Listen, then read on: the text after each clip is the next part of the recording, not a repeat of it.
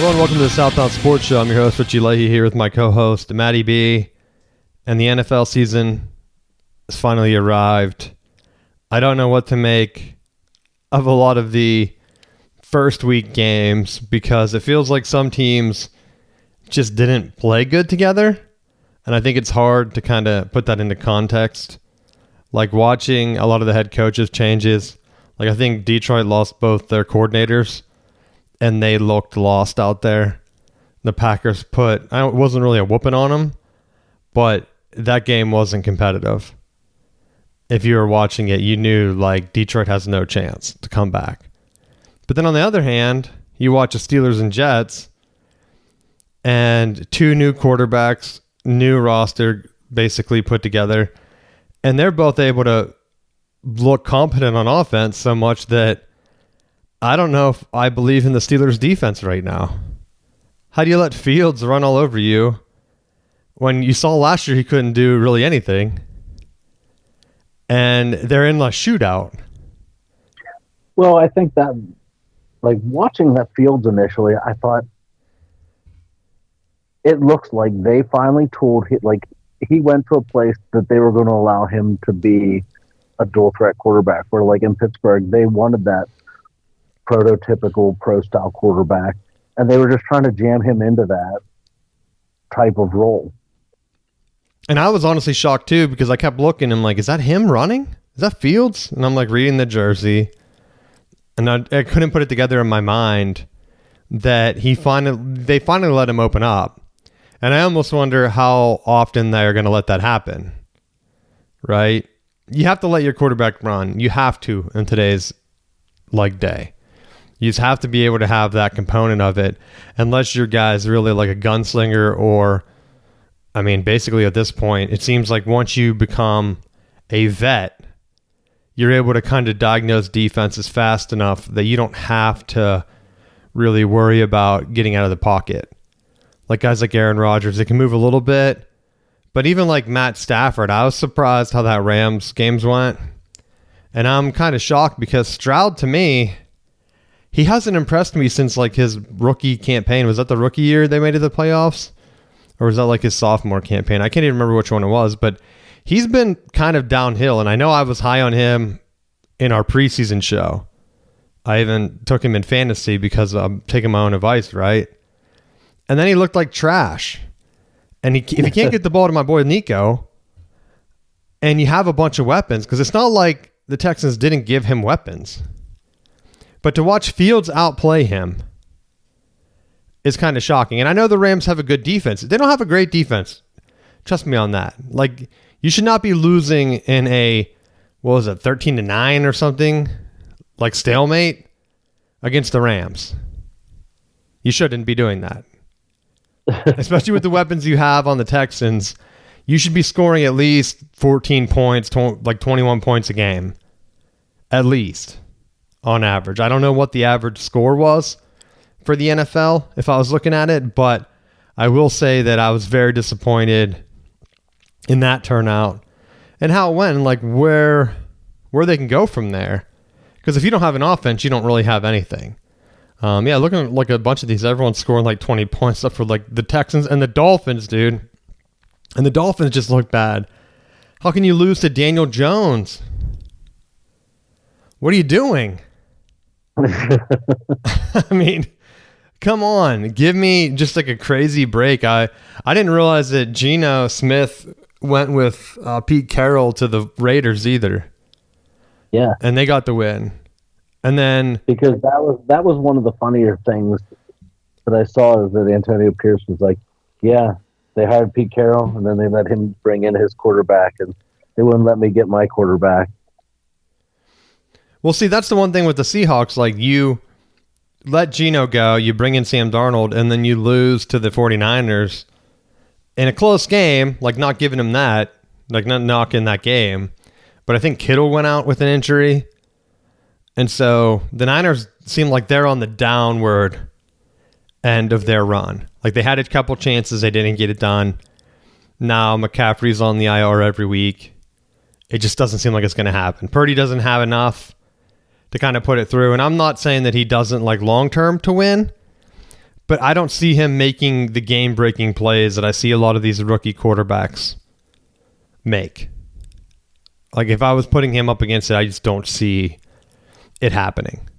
So, I don't know. Was anything surprising to you this opening weekend? There wasn't anything. I mean, as bad as Pittsburgh's defense was, that was probably the biggest surprise. I was surprised that Harbaugh got the Chiefs signs. Like, that's, I don't know how they keep letting him get away with that. Knocked them down. Now they have, that game was like in Brazil too. So maybe it's a lack security there. He's able to steal their signs and get the win. Because otherwise, like, how would you beat the Chiefs? That was the first time they beat him in like years. Right? Herbert, he's out there. People keep telling me that, well, there's a lot of great quarterbacks out there. And someone gave me a list, and this was no joke. Like, they were dead serious. I think they told me that they thought that Josh Allen was the best quarterback in the league, followed by Lamar. Then, I forget who else they said. It was Herbert and someone else. And they all, like, the people they named, none of them had won a Super Bowl. And I'm like, I think it was Burrow. I was like, you're naming 4 dudes that have never won anything. You didn't bring up Mahomes at all, right? You didn't bring up Hurts. And I don't understand it. Like, if I was taking, like, starting a franchise right now, like, you have to take Mahomes as your QB. You just have to. I don't care if he got tripped up in Brazil against the Chargers. Like, Harbaugh's a hell of a coach. We know that, dude. That's why I can joke about it. Like, you know he's going to get his wins. Him and Andy Reid, that's going to be a battle going down as long as Mahomes and Harbaugh and Herbert are all there. Like, that could be one of the premier rivalries if the Chargers can kind of turn it on. But then I watched Lamar have a big lead, and his brother John sits on it in the most conservative way, so much so that I literally fell asleep. I think it was like 3 minutes left, and I thought, oh, there's no way. I'm just going to close my eyes for good this time. There's no way they're coming back. And then I missed the comeback. I couldn't find it, which is like a horrible job by the NFL. Like, you have an awesome comeback. Why can't I watch that like on YouTube? Like, you're showing me like the worst clips of it. Like, it was like a clip of like a pass that he made. I'm like, that shows me nothing. That could have been in the first quarter. I never would have known a difference. Right? That's the clip you put on the highlight. Like, did they get the onside kick? Did they get an onside kick? Did they even have to do that? Like, I was so confused on what happened because I tried to crunch it in my head, and I thought, well, they're going to have to score. Well, they'd have to get the ball back first. So, like, they would have had to stop the Ravens twice within 3 minutes. Because, like, even last night, I was surprised that the Vikings, the announcers were shocked. It's like 2 minutes left, right? And they kicked off right before it, and the returner ran it out so that they burn up the 2-minute warning. And I was like, that's a great call. And you can see the coach on the sideline waving him like, come out. Because, you know, if you take a knee, the clock doesn't start, then you have to run a play. Then you're already on second down and the 2-minute warning versus running the ball out, getting under the 2 minutes, and then it's first down and you have 4 downs to heat up time. So, like, some teams, they just don't make that. Like, they need a clock guy. Some teams are good at it. Some teams are not, I guess. How did the Ravens blow it? I don't know. I still haven't been able to find it. I don't know what happened. I know they lost by 1. Like, they had to get the 2-point conversion, and they didn't get it, right? So I don't know what they're doing down there. But you have Lamar. Great. Josh Allen. Great. Win the Super Bowl. All those guys are kind of in the AFC too. Herbert, Burrow, Allen, Lamar. They just have to beat Mahomes one time.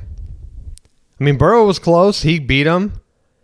Choked in the Super Bowl. Just get to the Super Bowl and then win. You can't leave out Hurts if your team gets to the Super Bowl and then you lose to him. Because that's going to be a no-go, right? That would be correct.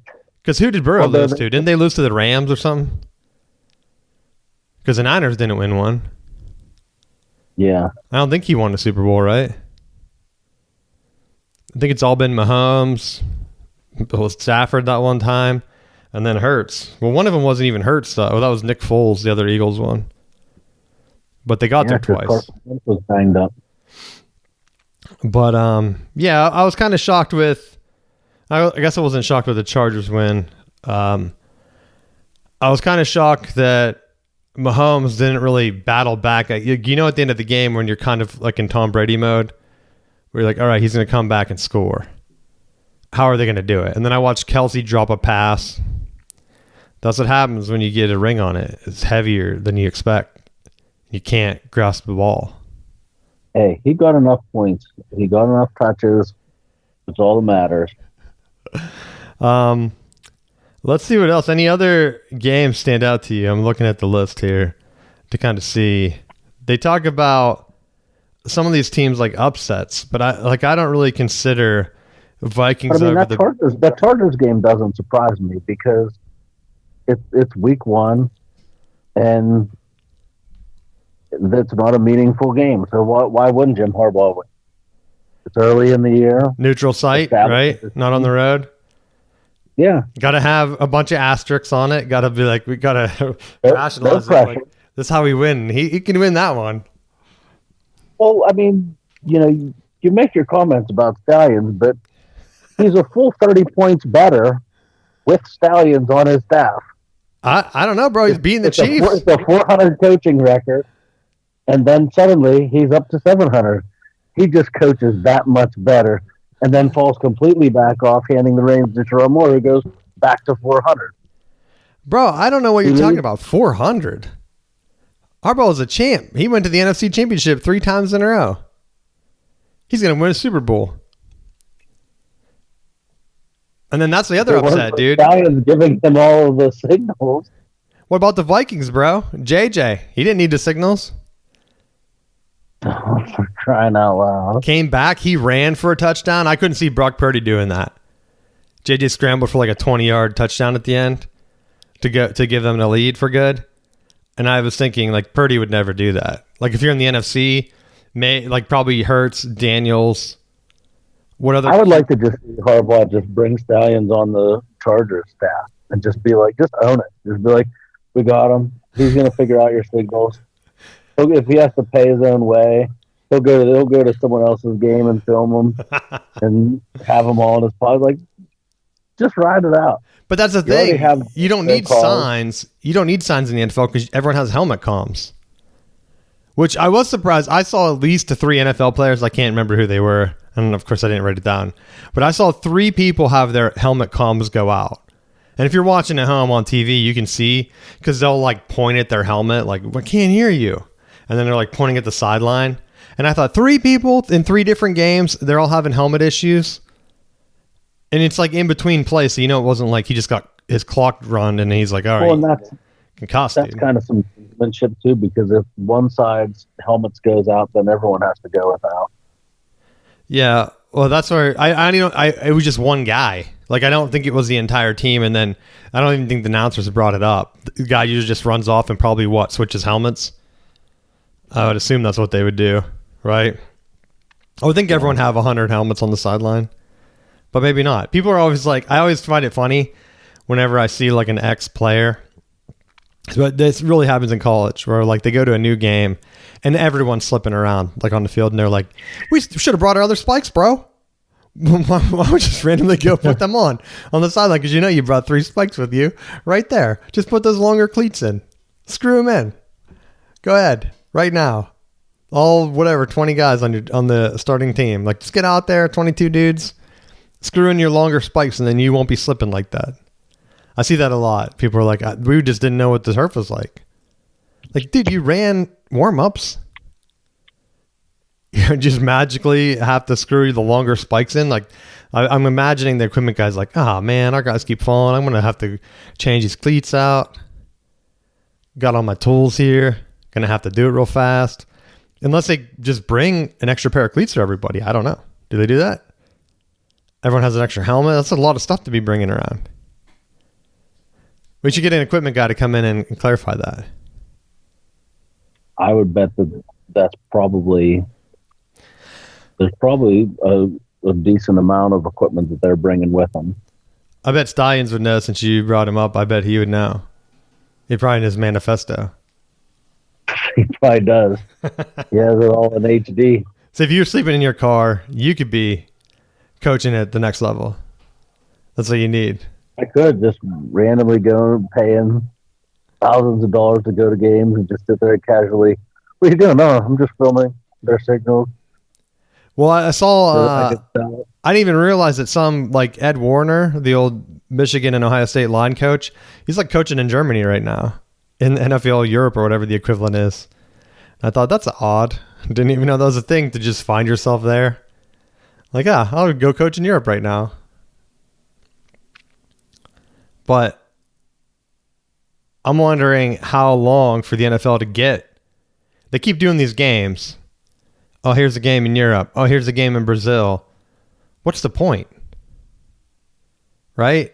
Did you watch the broadcast on YouTube or whatever? I actually caught a little bit of it. Did you hear how awkward it is? Where it's like driving home from our game. You have two football dudes talking, right? The normal like announcer types. And then they're like, and here's so-and-so. And they're like, oh yeah, he's a big time guy. And I'm like, never heard of this guy in my life. And they're like, on YouTube in Brazil. And I'm like, these guys don't know who he is either. There's zero chance that these football announcers know who this guy is out here dancing on the field. And it's so weird that like YouTube does these weird things. Like, we're going to go to Brazil and try to hit up our YouTube people there, our content creators, watch them dance on the sideline. It's like, it was so weird. The one guy, and they weren't even cheering for him. I don't know who he was, but they did it a couple times throughout the game. Like, you could tell they planned it.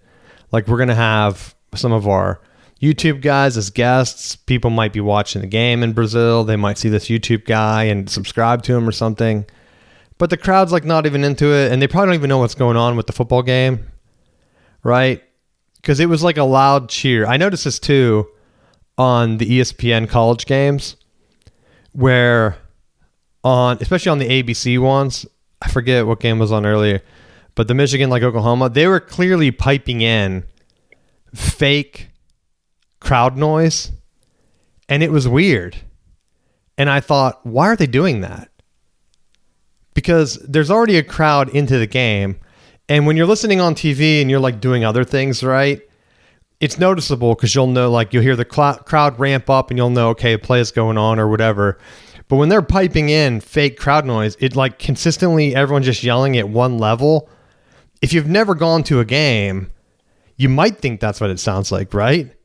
But the crowd isn't yelling the entire game, so I know that's fake noise they're creating on TV. Like, your guy drops a pass, you can hear the crowd like get real silent. Everyone like, moans at the same time. They don't just keep screaming. And I never heard them do that before. So it started this year. Maybe I'm delusional and it had started a couple years ago. But this year, whatever they're doing on their broadcasts is really annoying me. Because they're like just cramping up the level to where it's just a constant barrage of like screaming in the background. And then like Herb Street is trying to yell over it and his voice is cracking. And it's like, this is embarrassing. I don't know what they're doing. I honestly wonder if they're trying to make it seem like their games are more pumped up than what Fox is putting out. Does that make sense? Yeah. Because they really don't do an NFL game. Everyone knows on NFL, it's usually CBS or Fox on Sundays. ESPN used to be Monday night, but they were losing out on that deal. So now they put the Monday night game on ABC. And I didn't notice it for the NFL, right? It's only been the college ABC games. So I don't know why there's a different philosophy there. Like, why are they cramping out or pumping in this crowd noise? It's hard to tell because to me, it makes you lose excitement. If everything is at 100% volume and then something really big happens, the excitement's lost. Like, you don't get that jump of like adrenaline when everyone just starts screaming and you're watching on TV or whatever, kind of along with it. You kind of just like tune it out and then everything hits at the same pace. So I don't like it. The NFL, they really don't pump noise in. It's definitely more sterile, right? And you can tell that they use crowd mics for college. And heck, they use mics, for people that don't know, for the college basketball tournament. They use mics on the floor to add those sneaker sounds in.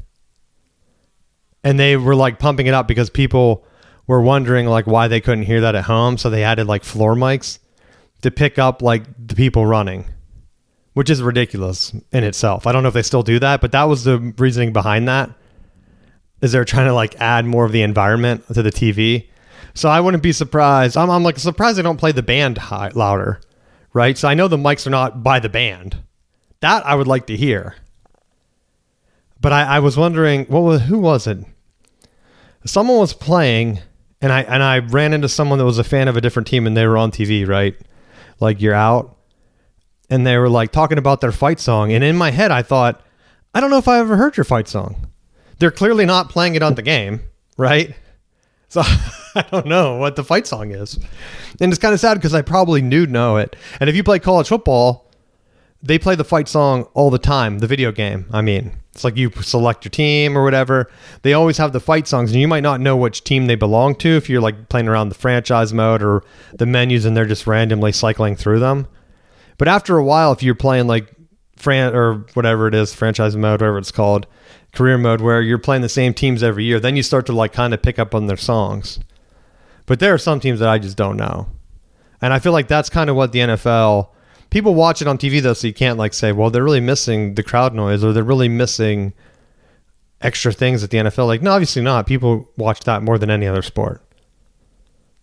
They like that professional type feel to the game, I guess. So I don't know. But that's something I noticed over the weekend. It was driving me nuts. Especially, I watch multiple games at the same time. That's why it annoys me. Because, like, if you're watching both games and I have sound on both games, if one game gets louder, then you'll know, like, your head will just turn based on, like, past experience. Like, okay, something big is so happening over here. But if it's 100% volume the entire game, then I'm not watching that game at all. Like, it's hard for me to know. And so it might just be a me problem. Just telling the difference between the pump in noise and... I'll tell you, dude, who surprised me. The CW. CW production. Last year we made fun of it, or I made fun of it. Sound didn't work. It was really crappy. This year they stepped up their game. They got Ryan Leaf in there. Most people probably have no idea who Ryan Leaf is anymore. I'm surprised he's on there. But I guess they do a lot of Washington State Pac-12 games, right? I think that's probably what their network is they got. So they bring him in. He's like every other football dude. They all kind of talk the same. I'm sure they all go to the same acting classes together or voice classes. So you don't know if you're watching ESPN, whatever, there's some other guy on. If you don't see who they are, know their voice, same guy. So it's just like a regular football guy. But the actual production of the games and the replays and stuff, they really stepped it up.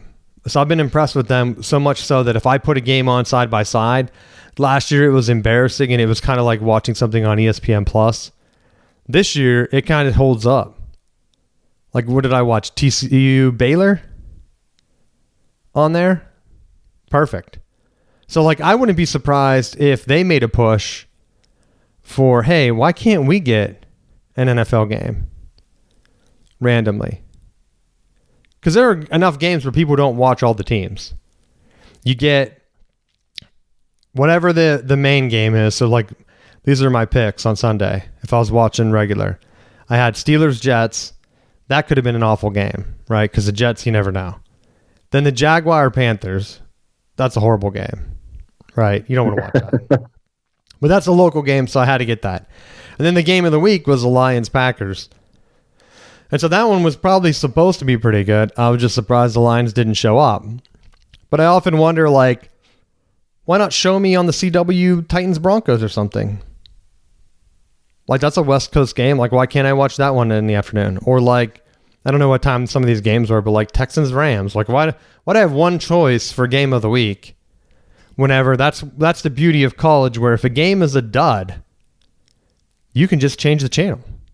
There's 5 other games on at the same time, most of the time. In the NFL, you're like, oh, this is a game on Thursday. Well, this is horrible. I'm going to turn this off. And I wonder if it affects ratings. Maybe people don't care. And I think with the NFL, I think they've done such a good job of marketing their fantasy football leagues and making fantasy such an important part that when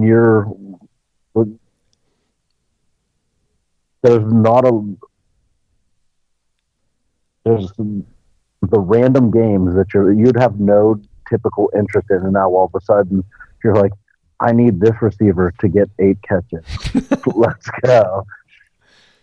I think that is part of it, and that's why I think they could really make an opportunity to put on the B team, and then if the team stinks, like the Jets or like the Browns that are always losing, that will just be like they would be the Pac-12 on the CW, where it's like another alternative where you're like, I'm going to watch this, and it's going to not be usually what I watch, but I'm going to watch it.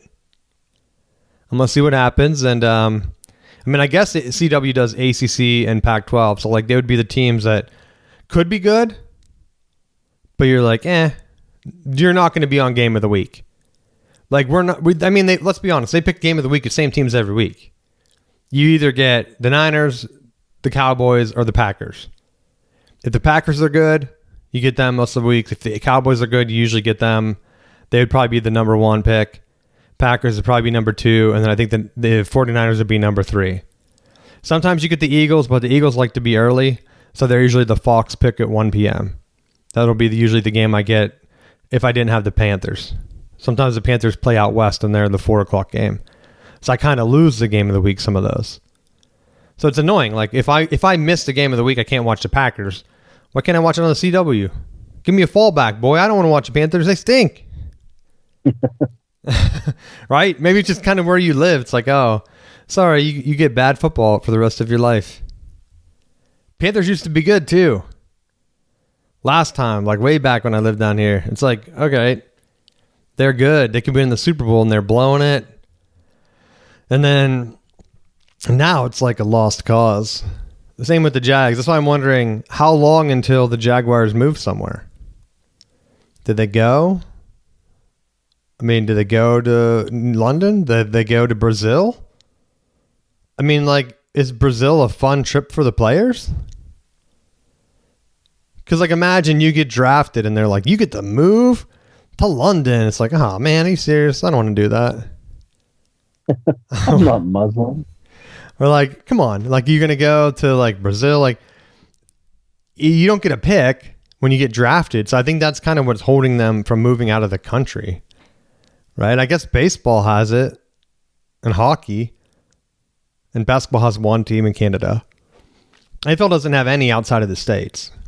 So maybe Toronto would be like the icebreaker, but they have the CFL. So like, are they going to want to compete?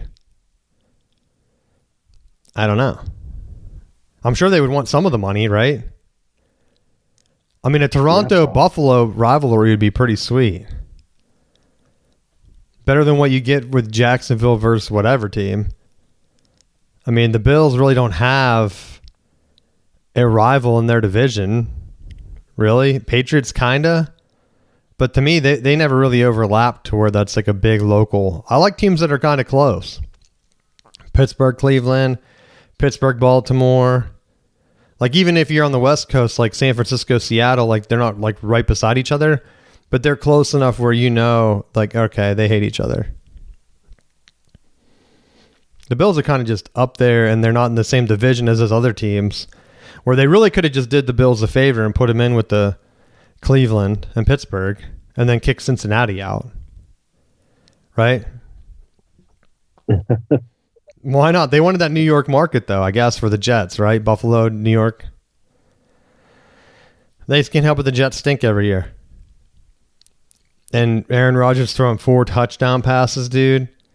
He's back. Breece Hall looked good. I thought he was supposed to be on his way out. So, man, maybe I should have kept him on my team. I don't know. Any guy stood out to you fantasy since you brought it up? Anyone you're looking at on waivers I can outbid you for? No. I picked up that Thornton from the Raiders just because I thought with Amari Cooper deciding to abruptly retire that he may have some potential just for depth. I haven't even looked to pick anybody up. I figured it's too early. Sometimes I make so many moves at the beginning that don't work out, and then I'm always like, oh, man. Now, if I get to week 4 and I'm not winning still, then I'll have to go crazy. The one move that I'm kicking myself for is I should have went with Boswell as my kicker. I went with that Steelers D and Boswell combo, and it bode well for me last year. And I was like, I'm going to mix it up. And then I saw he had a really big game. Too much of a homer pick, though. You can't have both local team kicker and defense. Sure you can. I don't know. Because I was looking to see what other combos would work. There were some guys that just kind of flared out, like Trevor Lawrence. Like at this point, dude, you're the starting QB, you're winning big, but you only throw for 178 yards. How is that going to be like a good fantasy QB? At some point, you're like, all right, well, that's horrible. Like Brock Purdy's throwing double what I'm throwing, and they won by a closer margin. How are you not? I mean, maybe the Panthers are that bad where they're like, we don't have to show anything at all. You just play vanilla, and we're gonna win, and we're gonna keep our stuff to the held to the vest. I don't know. So, but yeah, going back, Caleb Williams. What do you think of him?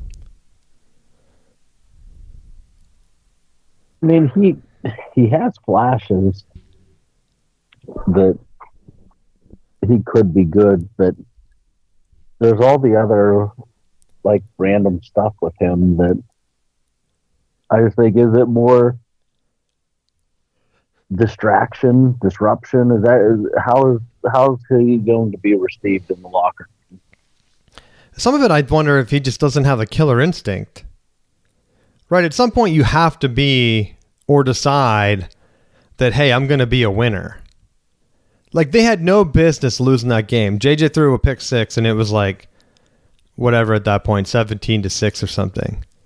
And all they have to do, it's like the third quarter, is step on the throat. And they were like, nah, we're not going to do that. People were dropping balls. It's like just scrambling around and not really having anything. He's having guys run wide open, and he's just checking it down, which to me would have been like, I think Loveland, the rookie tight end out of Michigan, he was running down the seam, and the announcer was like, did he not see him? Like wide open. You would think that, hey, we're bringing this in as a guy to throw to. And instead, the only time they threw to him was like on design screens or like whatever. It's like, all right, he's getting 3 yards. Like whoever drafted him for fantasy has to feel like just disappointed that Caleb Williams is even looking at him. And he's not looking deep for really anybody. And so I don't know if it's a confidence thing, if he's not reading it well. I think was it Aikman calling the game? Said it seemed like he wasn't seeing the field again. And I kind of agree with him, and which has been his thing where at the beginning of the game, you saw JJ couldn't see the field at all. You could tell he hadn't played for like 2 years. And the line did not do him any favors. He had like 1 second. And I thought, are you kidding me? This is the line they're putting him out? Because when they talked at the beginning of the game, they made it seem like every single person was back on that awesome Vikings team except for Sam Darnold, right? And then halfway through the game, they're like, yeah, they got a lot of new linemen here. I'm like, yeah, I could tell. I could tell when he's just getting slaughtered every play of the game. Like, yeah, they don't have the line that they had last year. Give me a break. And so then I thought, well, let's reset the expectations here. The Vikings aren't going to be good. I mean, as a Packers man, dude, I was licking my chops. North champs. I thought there's no way Lions don't look good. Bears don't look good. And then the Vikings line looks horrendous. And you have, with the Packers, Rashawn Gary and a Parsons now. Oh my gosh. Rashawn Gary's going to eat, bro. Did you see him almost get that safety? And it's like, and then Parsons is on the other side. Like, what are you going to do with that defensive line from the Packers? I was against the Parsons move. Wait for Parsons back to give out, apparently. Well, I was against the Parsons move because I thought, well, this is awful. Like, one thing the Packers really didn't need was defensive help, I didn't think. But then watching that and the pressure they put on the Lions, I thought, the Lions, for all the weapons and offensive stuff that they've been able to do, I know they lost Ben Johnson. He went to the Bears. The Bears offense did not look how I expected it to look with Johnson. And to be honest, though, when they showed Johnson on the sideline, he looked shook. Right? After the pick six, he kind of looked like he was relaxing a little bit. As soon as JJ threw that first touchdown, I think it was to Jefferson, to like kind of get them back into it a little bit. It just looked like when they showed Johnson on the sideline, it looked like he was scared. And I thought, well, this is the time where you have your quarterback who played an entire year, should be ahead of JJ right now, should march down the field and throw a touchdown or whatever. Was JJ's pick six in the second quarter maybe? I think it might have been right before half now that I think about it. I was thinking it was in the third quarter. But I think JJ then reset and threw a dart to get them in field goal range after I watched the Bears do nothing. And I felt like Caleb Williams at this point should be able to march that team down the field, and Ben Johnson shouldn't look scared on the sideline.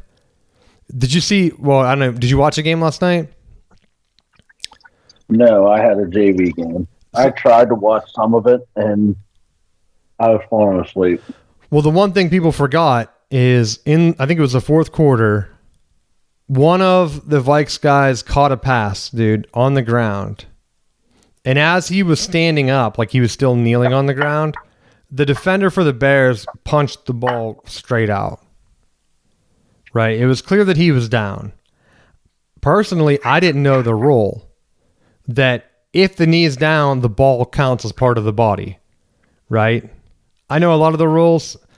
I didn't know that rule. You're the head coach of the Bears. You should know that that's the rule. Right? It's very clear he was down. He challenged it, saying that the ball wasn't part of the body, and as soon as he punched it, then it should have been a loose ball. But it was like one of the quickest replays I've seen where they were just like, no, he's down, dog. Ball's part of the body, rule whatever. And I thought, well, there you go. And then guess what happened? The Bears needed that timeout when they get the ball back with 15 seconds left instead at the end of the game. And I thought, horrible. I didn't see anyone talking about it. But I thought, you should know, you already look scared on the sideline. That's strike number one. Right from my head coach. You should just look angry or anything else. Happy. Not confused and scared. So I didn't like the look from him. I was high on him as a head coach. And I thought I would see more from Caleb Williams. There's 0% chance the Bears should have lost that game. I can have like a field day talking up JJ now. I mean, he played basically the type of game I saw him at Michigan. Come out early, make a huge mistake, and it's like, oh, here we go. Is he going to make two mistakes or only one? And then he only made one, and he came back and won the game. I see him do that a bunch of times. Right? Like the Rose Bowl, his first pass right to the Alabama defender. And you're like, what are you? Like a true Michigan man living in the past. What are you doing, bro? Go ahead, throw that out there. Well, I did enjoy that every time they bring JJ up, they mention that he's a national champ from Michigan. And I've noticed that they've only done that with one other quarterback, and that's Joe Burrow. So if that trend continues, Michigan will get free advertising. He's just going to be a bum. Michigan's going to get free advertising every time. Well, I think that's the difference. A lot of other national championship quarterbacks, they don't pan out. Right? Like they're not going to talk about Will Howard winning the national championship at Ohio State behind Aaron Rodgers. Like they're not going to randomly bring him in. I texted you because I was watching whatever games I was watching. Iowa, Iowa State, SMU, Baylor, and I had one other one up. All three games did like a special promo on JJ McCarthy. And I thought, this is odd, right? Because like CW is not even tied. I understand it if ABC's trying to push their Monday Night Football game and they're showing JJ highlights, but Fox isn't showing that game. Why are they doing a game break for JJ? Right? It makes zero sense. Unless the NFL really thinks that he's going to be good. Or, I don't know, because you don't see that kind of game break for a rookie that had never played a game, right? Why not just advertise that Caleb Williams is going to be playing? A lot of people know who he is, right? But 3 different games, all doing JJ promos, I thought, all right, a little weird. And then he wins the game, and Troy Aikman's converted to being a fan. He's a national champ. Do you know he only lost 3 games in his career as a starting quarterback, Matt? 2 in high school and 1 in Michigan. It was a TCU game. He could have been undefeated, bro. That's probably the other big Pittsburgh news with the talk of possibly bringing in Jabril Peppers. Is he going to actually play? We only heard about that for 9 years. Jabril, my boy. Tomlin, he said he knows that he can play any position. And I wonder, including the bench. bro, if they're going to flex him around like they should have done in other spots, right? Because like some teams, they draft a guy and you're thinking, oh, this is going to be a dynamic guy. He was used at like Percy Harvin. You're like, oh, he's used everywhere at Florida or whatever. Let's see what he can do in the NFL. And then they never really kind of used him right. And so he was like good, but he wasn't like as good as what you thought he should be. And that's kind of like what Jabril was used at. And that's why I think I have concerns with Travis Hunter, right? Because like obviously Dion knew how to use him. Is Jacksonville going to use him right? I don't know. I watched a little bit of that game just to kind of see how he would do. And I didn't really see anything from him. Right? I went back and I was looking. I have him up still. Yeah, I know he had a couple of catches and he had good fantasy points, but we play PPR. So I think his stats were low. Like, yeah, he only had 33 yards, but he had 6 catches where they're just kind of swinging him the ball low, right? Expecting him to make a play. And it didn't really happen. But then again, did he play defense? I don't know. Because I don't see him. Oh no, he had 1 tackle. Well, I thought they had said that they were going to sparingly use him on defense. Well, see, that's what I don't know. What is the plan? Are they going mainly offense? I thought maybe he should just do mainly offense. If I was him, well, I mean, I guess you got to look at it both ways. Do defensive backs last longer than wide receivers? Maybe, maybe not. I think receivers would get... I think Jerry Rice and Tim Brown have identified receivers could last a longer time. I know. What did Charles Woodson play? Like only 8 or 10 years? I mean, some of these other wide receivers, like Larry Fitzgerald, played a lot longer than... Oh, maybe he didn't. Did he play a lot longer than Charles Woodson? I know they were from different eras, kind of. Like, that would have been like the equivalent, right? Now, a lot of the big-time receivers and cornerbacks, they haven't been in the league that long. Or even safeties, like Ed Reed. Like, how long did he last? But he's too small to be like he's not an Ed Reed defender. You lose a step out there and then you're getting shuffled around. Where if you're a receiver, you can be crafty and you can keep playing and floating around out there. Just keep finding ways to get open. Plus, I think you make more for advertisements if you're an offensive player. Because you brought up fantasy football. Like, if you're scoring points, random dudes will buy your jersey. It'll think they help them win. Like, they'll say, all right, he can catch one more pass if I wear this. Or if you're on defense, they're not cheering for you to break up a pass, really. You're just cheering for the defense, unless you're like a big guy like Ray Lewis, which he showed up at one of the games I was watching, and they're like, Ray Lewis, you're live. Right, you're live. Right, Ray, you're live. They kept telling him, you're live on TV. Don't embarrass us, bro. Don't get us fined.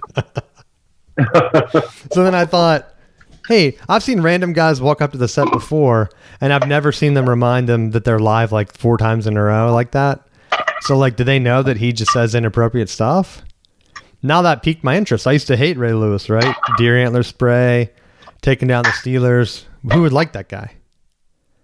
And then I know, like, if he's going to be on national TV saying inappropriate stuff, maybe I would be a fan. He's going to be swearing. I like line steppers, bro. I want to see what he would have said. They shouldn't have warned him. I mean, he had to have known. Like, oh, here's a fake desk on the field here. Wonder what this is here for.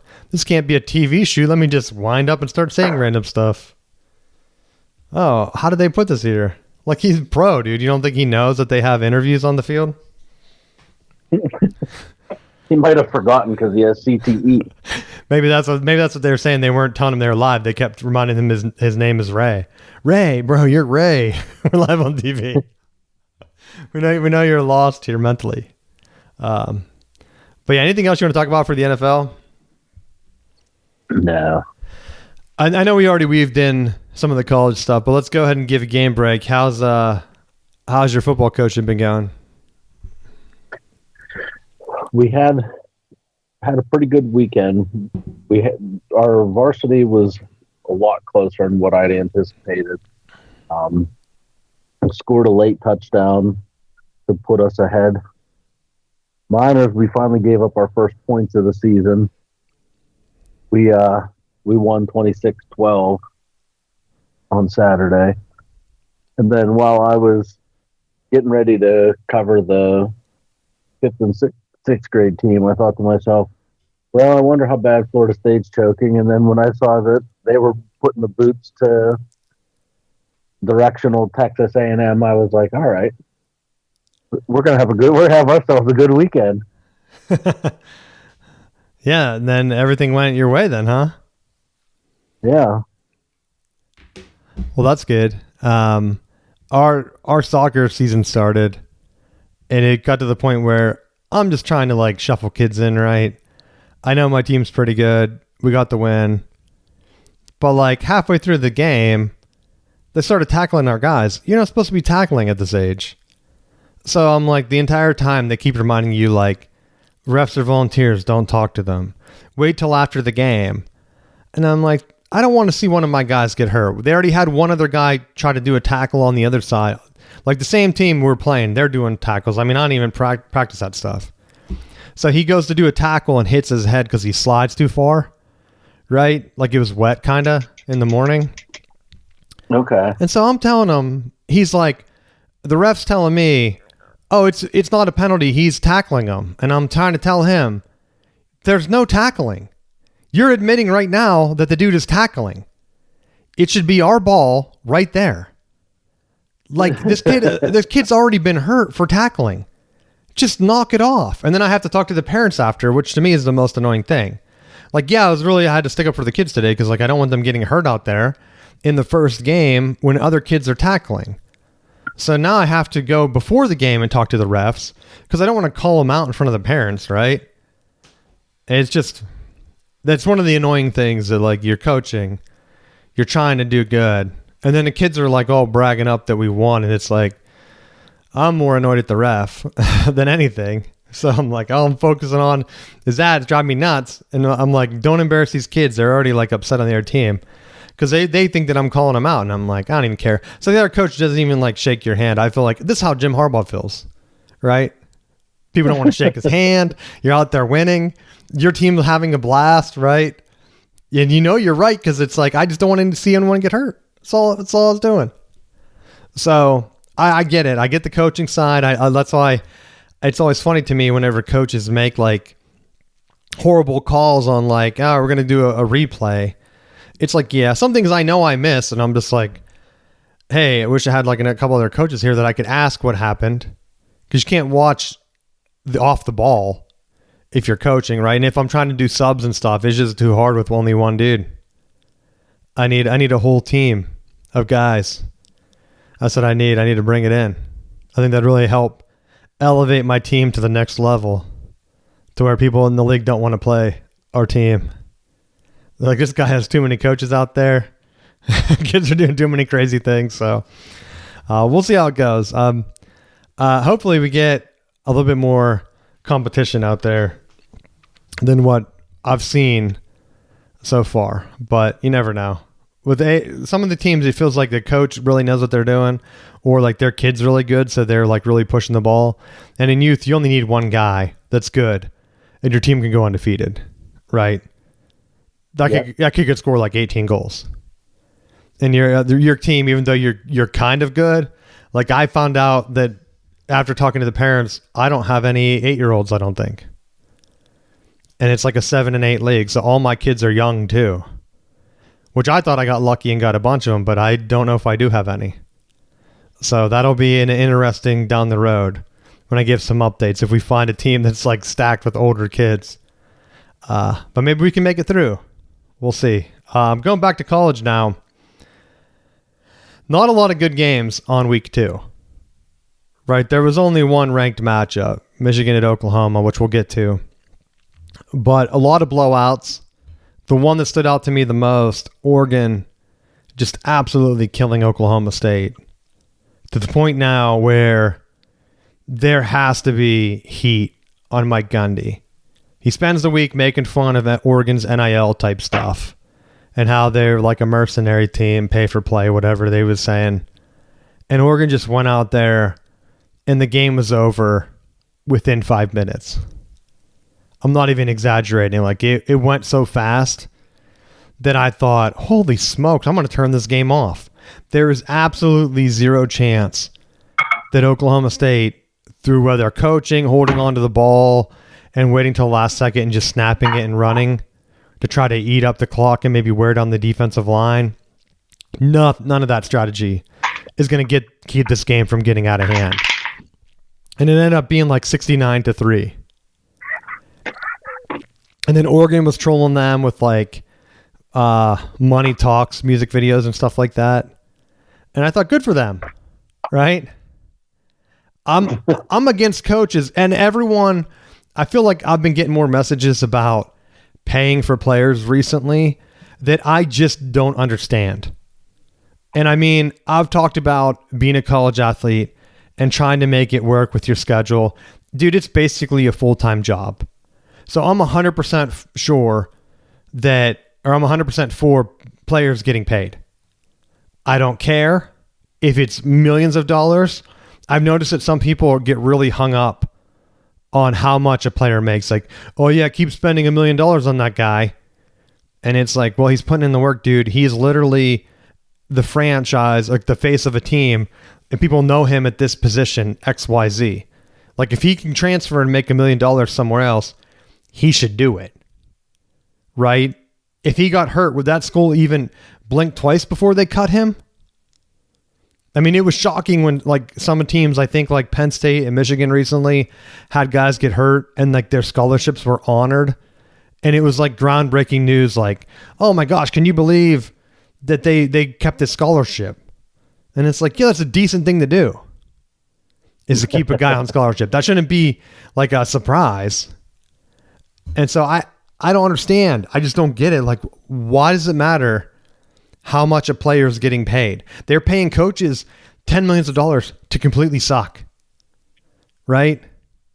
They're paying coaches to get their butts whooped millions of dollars. Like Mike Gundy is getting paid millions of dollars for that ass whooping. To do what? They should have fired him immediately after that game. Dude, we're Oklahoma State. We don't lose by 60. I don't care who we're playing. You're gone. I would have fired him immediately. You know how embarrassing that is? There's no way he can come back and be a successful coach. You don't get hammered like that. I was talking about before the game, or before the show, that like thinking back to other teams, like when Ohio State was crushing that Wisconsin team in the Big Ten championship game and then won the national championship, no big program like that gets stomped and then has like a complete comeback, right? Florida State got whooped by Georgia and they won 2 games the next year. TCU got stomped by Georgia. They weren't good the next year either. Like it almost takes a year to rebound from a beatdown like that. And that's 2 teams like Florida State and TCU that were both in the playoff discussion before the butt whooping happened. Or Oklahoma State's not even close to begin with. We don't even know how good this Oregon team is. That's an Oregon team that like last year, Idaho and was it Boise State took them down to the wire. And Oklahoma State can't even keep it within a couple scores. Horrible decision. I think some of the schools, if you have a dinosaur coach like that, I mean, heck, even Nick Saban realized it and he's like, I'm out. I think some of these schools need to wake up and say, you know what? It's not going back. As much as we complain, coaches complain, because I'm not complaining. But coaches have been complaining and schools have been complaining about going back to, well, it'd be nice if we had decent salaries. Okay, then why don't you take a pay cut? Because there's been coaches out there that have taken pay cuts to put money into the NIL. I think Brian Kelly's doing it. Didn't Matt Roll do it at Nebraska? Like there's been guys that have done it to where they're paying for their own NIL. Why are they making $8 million, but you don't want your quarterback to make $3 million a year? Because like people bring up Bryce Underwood, right? He ended up like $10 million deal or whatever it was over 4 years. So he's making what? $2.5 million a year, $3 million a year. The head coach is making like 10. 8 at some of these schools. You think that a quarterback making $3 million a year, or like even Carson Beck, he got paid $5 to go to Miami for 1 year? Because I think he's a senior this year, unless I'm wrong. Who cares? Who cares? Unless you're the one writing the check and then it bounces or something. I don't know. But that's the number one thing I've been getting messages about. It's like, oh yeah, I bet it's gonna be awesome since so and so got hurt for the people paying for him. It's like, yeah, he got hurt earning that money, bro. Right? You think a guy randomly wants his ACL to get torn? No. He's not like going back on the doctor booth and the doctor's like, yo, it's a torn ACL. And he's like, cash that check, baby. I don't even have to play now. Right? That's what I don't understand. Like the argument, they use it as like a gotcha. Like gotcha against that team. So-and-so got hurt. What a waste of NIL money. It's like, I don't think you're getting the picture here. It's not a got you how much, because Texas Tech is the other one. I tweeted about it on Saturday. Look at this NIL stuff. This is almost comparable to in the league that we used to be in for your flag and your minors. You could the flag could have coaches on the field, but the minors couldn't. Now that we're in this new league, you're allowed to have coaches on the field for your minors games.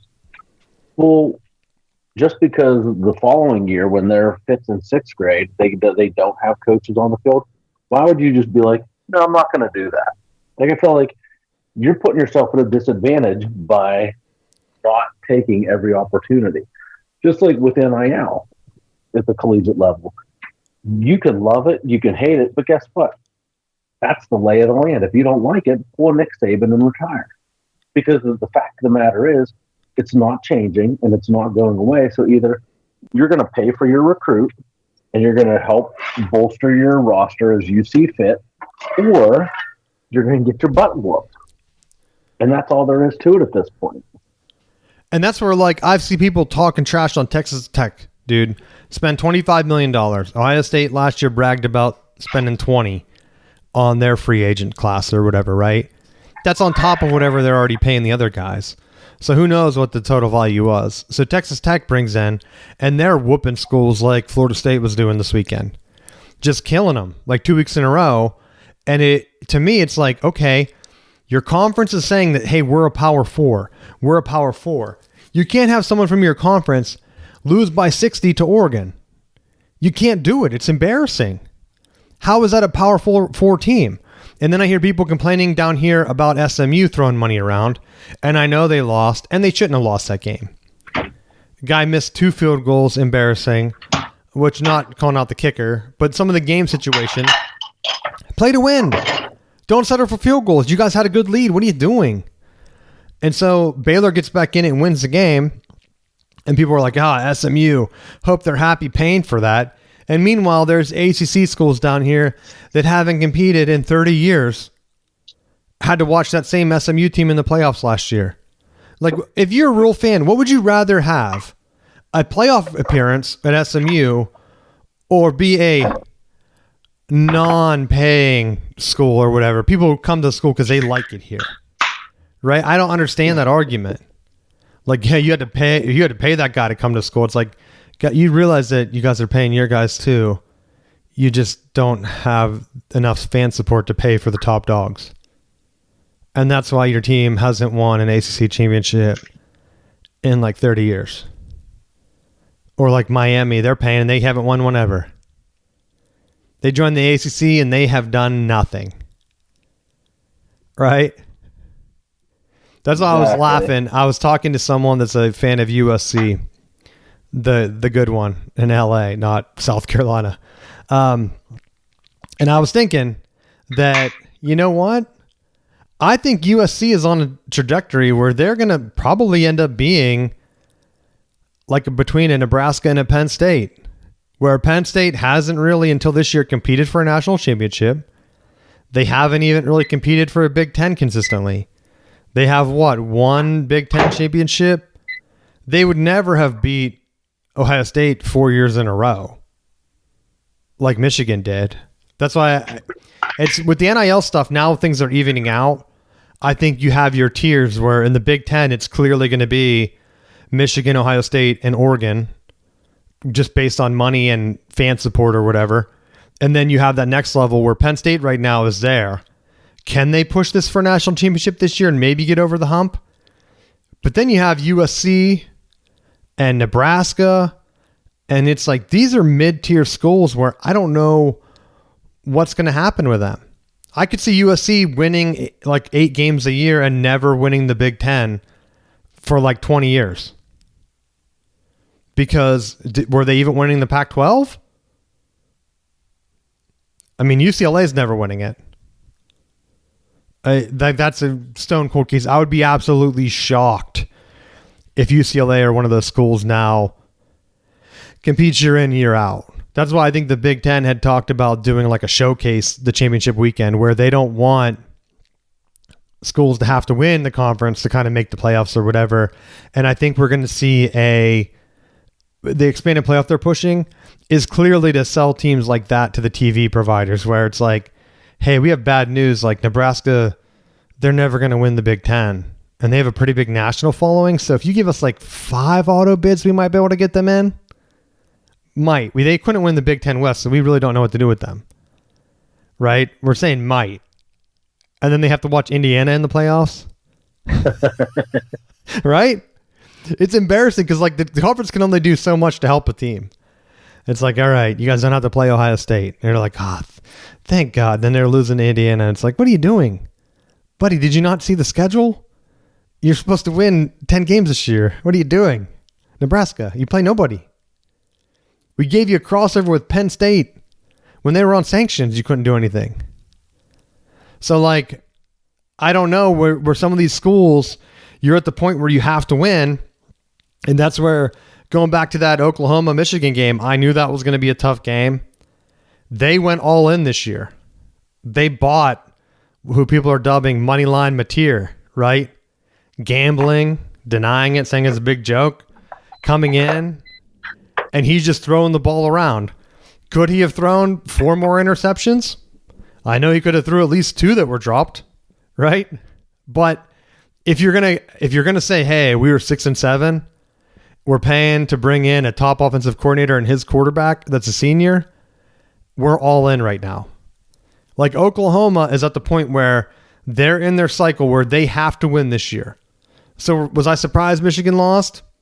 No, I was on the road there. I was surprised a little bit how sloppy Oklahoma looked, right? And their schedule is tough. So could Oklahoma end up winning 6 games again? Yes. Could they win the SEC? Also, yes. You need a top-tier quarterback. We talk about this all the time. They seem like they have their guy locked in. It's going to be exciting to watch that team to see how they actually are. Because on the other hand, I watched Texas again, and they look just like slop. I thought if Oklahoma had played them this week, Oklahoma would have beat them pretty good. Like, I think Oklahoma looked better than what Ohio State did, even though they were sloppy. I mean, Ohio State, they beat up on Grambling or someone, which I don't even know you could schedule Grambling, if I'm being honest.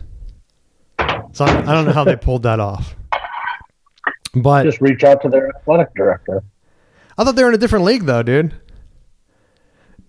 And then, Ryan Day was taunting their band. Did you see that? No. He said that Ohio State has the best band in the land or whatever they say. I don't know what their saying is. But they were like, Grambling's good, but they're not Ohio State. Like, you guys couldn't be in our band.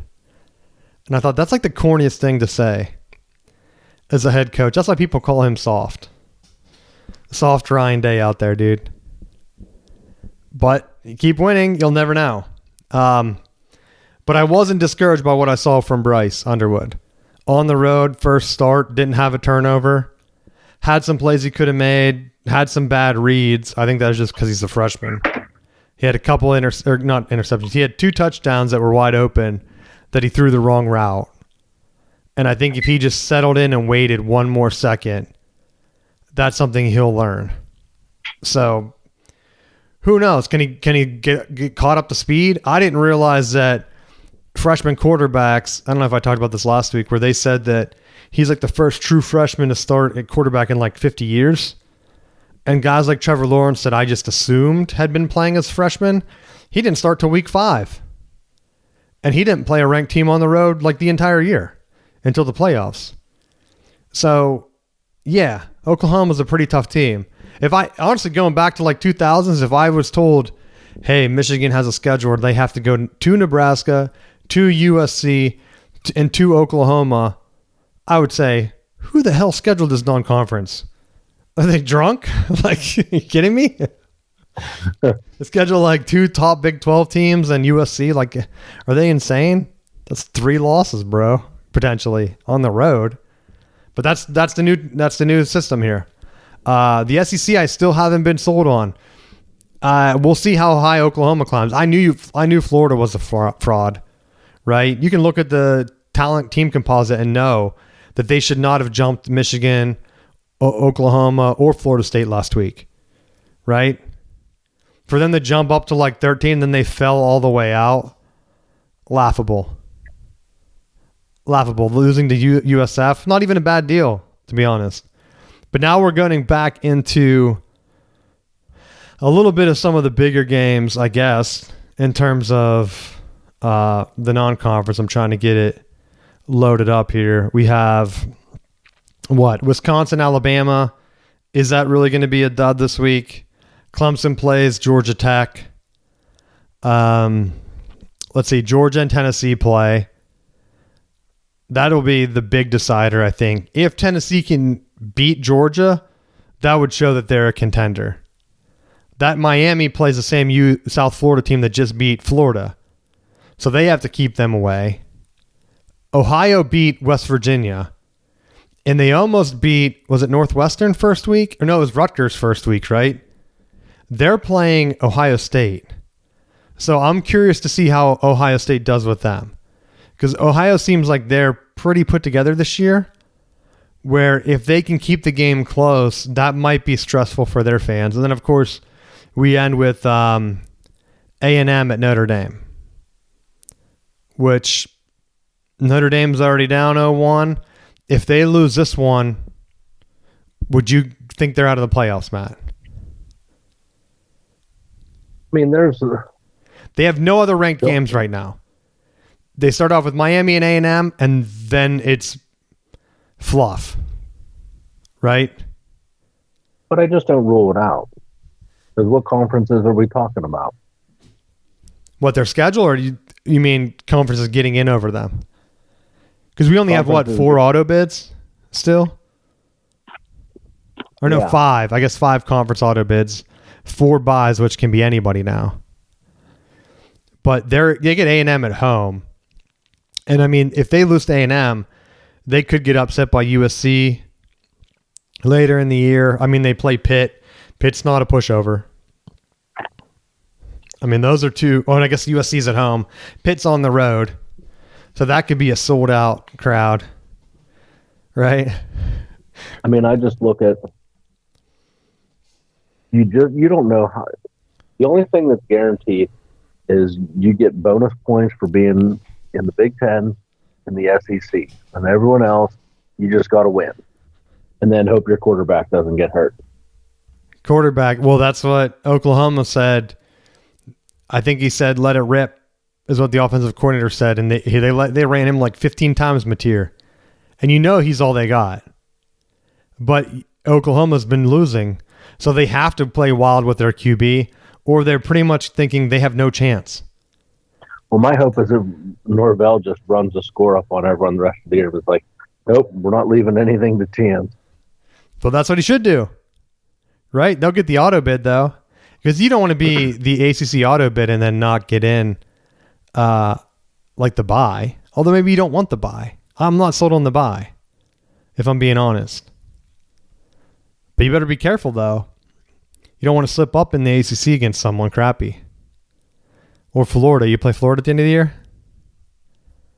We do play Florida, but their coach is going to get fired this week, probably. Oh, I know. That'll be crushed, which that'll be my last thing to end on. So, I've been told that Sharon Moore is very on the hot seat, which I bring this up because I was very surprised, right? He's in year 2. And Yeah, because he doesn't have Connor Stallions giving him all the play calls. Harbaugh should have said, "Find your own guy that's going to give you signals. You can win a national championship like me." they could have brought Stallions back, though. He's available. He's not. I mean, I guess he has a show cause, right? They could say, like, hey, we need him back. What are you going to do?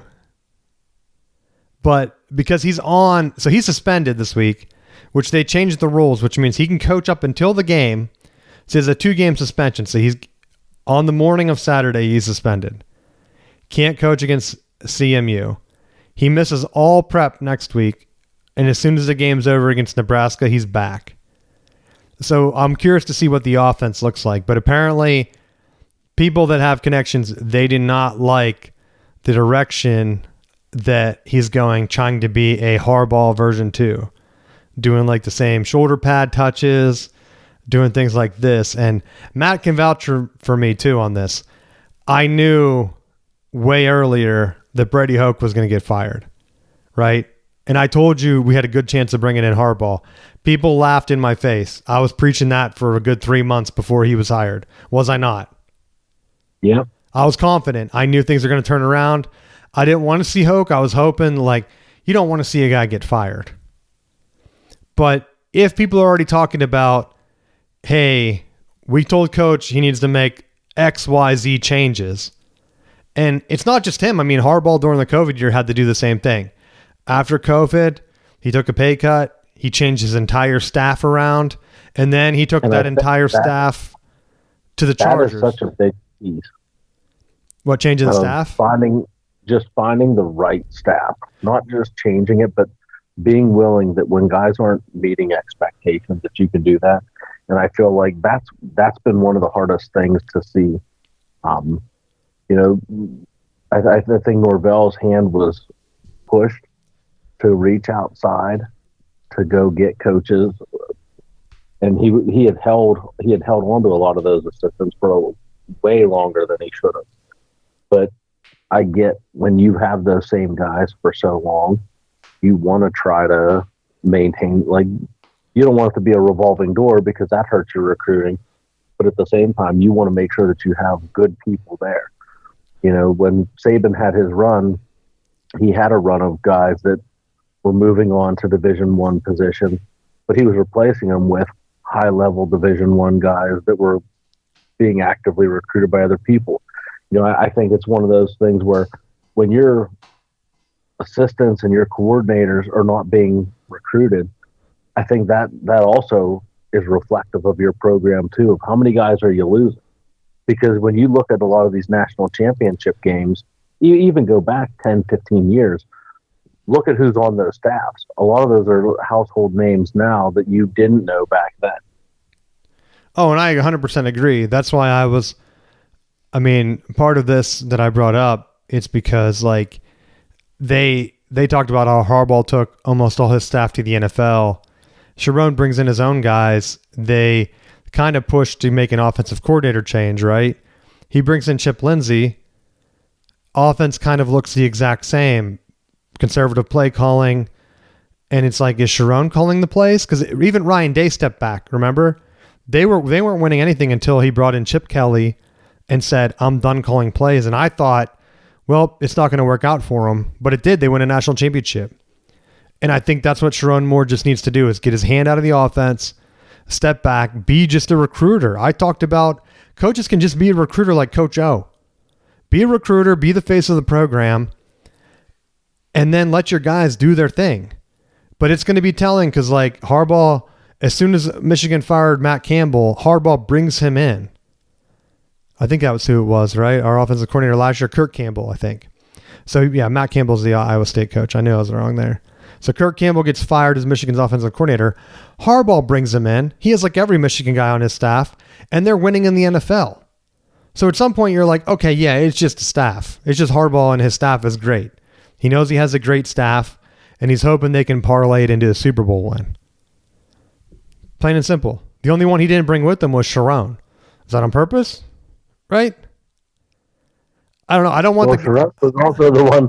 The irony is that he was the guy that was put in charge when Harbaugh had to do his suspension. So it's curious to see who Sharon names as the interim so that they take over when he gets fired. Well, he brought Biff back, bro. Biff Poggi. He's our interim. He was coaching at Charlotte before, right? And I almost wonder if he was talked to come back to try to help Sharon navigate some of these personnel game time decisions. And it's still early. Like, I want it to turn around. Like, I want Michigan to go on a run. But you can't be afraid to let your quarterback throw. Like, Michigan was throwing way too many passes behind the line of scrimmage against an Oklahoma defense that was very clearly just blitzing the heck out of them. Because they were like, Michigan's not going to throw deep. They're afraid with this new quarterback. And at some point, you just got to start putting pressure on their back, not just letting them come right downhill on you and kill you. And not even running the QB is like a different thing. But just throwing that out there, that there might be some more smoke there, even though I'm not 100% sold that it would happen this year. I've been told it could be happening this year. And what if there was a coaching carousel, Matt, where what if DeBoer gets pushed out and comes to Michigan, and then Alabama brings in John Gruden? What would you say to that? Would you want that? Would I want John Gruden back at Alabama? Probably not, bro. Do you want him there? Sure. Because, like, honestly, if it's just a culture fit. His system will never work at college. It'll never work. John Gruden? Because he was drawn up play. Yeah. Part of his thing was that I think it works in the NFL because he can look at what's going to work versus that team and game plan it. And I feel like he does. You can be more creative in the NFL with professional guys and just say, this is what we're running, and they adjust on the fly. I don't think you can do that as much with college level kids, especially when you got kids that aren't going to be there more than 2 years. So like they don't have time to learn your 19-word play calls. And I don't see him, I would be shocked to see him adjust what he's doing to the college game. I mean, if he showed that he could simplify play calling and reduce personnel and packages and all that stuff that he learned being a West Coast coach, I would be open to it, but go ahead, have him. Like, I think that would be really, really rough. That's where, I mean, I know DeBoer was on Michigan's short list before. I know he doesn't seem like he's a culture fit at Alabama. To me, that would kind of be a quick flip. Like, if you get DeBoer here, you might keep Underwood, right? Because why not? He would know, like, oh, he had Michael Penix. Yeah, maybe I'll learn under this guy. And I would be curious to see what he would do there. Because honestly, if you push Sharon Moore out, who else are you going to be able to get? I think if you're being honest right now, Alabama would gladly let him walk. And they would try someone else, don't you think? They would, and then they're going to enter the circle of suck. They're pushing hard for Gruden, dude. The groomers are back up. I'm going to keep you posted. But, I mean, that could be a one case where it'd be curious where last time, way back when, remember? Alabama was supposed to hire Rich Rod, and he picked Michigan instead, and then it went downhill. What if this same thing happened where Michigan takes DeBoer, they tank, and then John Gruden comes in and wins like 5 national championships? I will eat a massive amount of crow if he does that, but I just don't see that happening. And you're the biggest John Gruden fan on the show, and probably in the history of Twitter. So, I mean, I'll be honest with you. The place that I think would work and would be a fit is when Tomlin gets fired at the end of the year and he goes to Pittsburgh. He's not going to get fired when Aaron Rodgers wins him a Super Bowl.